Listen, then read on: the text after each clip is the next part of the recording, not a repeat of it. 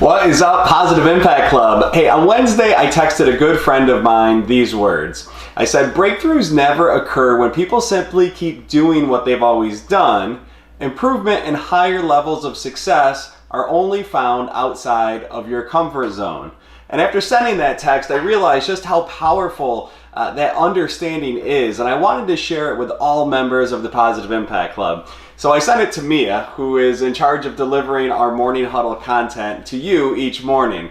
And Mia's response was, great advice, but super hard to do. Well, Mia's exactly right. This is hard to do. In fact, I'd argue that leaving our comfort zones might be the most difficult thing for us humans to do. And frankly, that is exactly why most people become complacent and get stuck in situations that never change or improve. They allow their internal fears to hijack their progress. And rather than pushing beyond those fears and outside of their comfort zones, they simply settle for the path of least resistance. And then by doing so, they never reach the level of success they desire.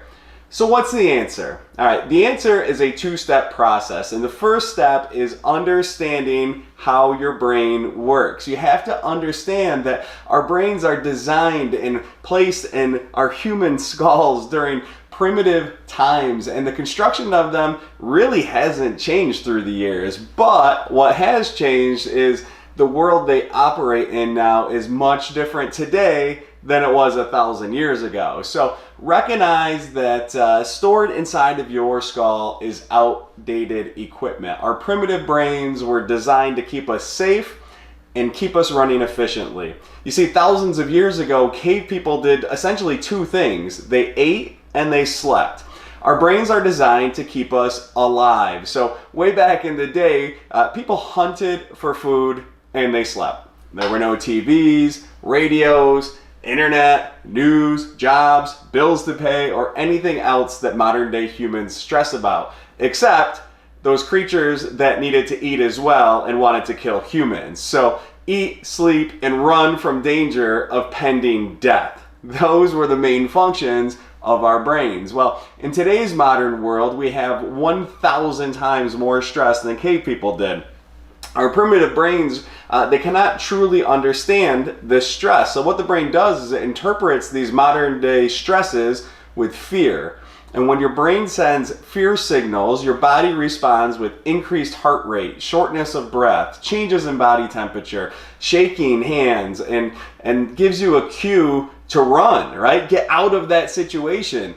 Just stick with what you know and what's comfortable. So I mentioned this is a two-step process. Step one, recognize how your brain works and why it's sending you these fear signals. It's a glitch. It's interpreting our stressful situations as fear of death, but it's not fear of death, right? It's your brain that's simply confused. So step two is to use these feelings as a cue, all right? So when you have the fear, use it as a cue to do exactly what your brain is telling you not to do. This will push you out of your comfort zone, and these results will improve you. So at your agency, when you're scared to ask for an appointment, push beyond and ask for that appointment. Scared to ask for a referral? Push beyond and ask for the referral. Scared to bring up life, health, or bank? Push beyond and ask for it, all right? Scared to make that call? Push beyond, pick up the phone, make the call. What will happen next is you will not die, I promise. You will simply improve, because what you have done is proven to your brain that whatever it is fearing really wasn't that scary at all. And the next time when the same situation arises, it's still going to send you a fear signal, but it won't be as strong next time. Still use it as a cue to push beyond that fear. And after you do this dozens and dozens of times, suddenly your brain realizes that there's really nothing to fear. So these activities that you used to fear, you no longer do.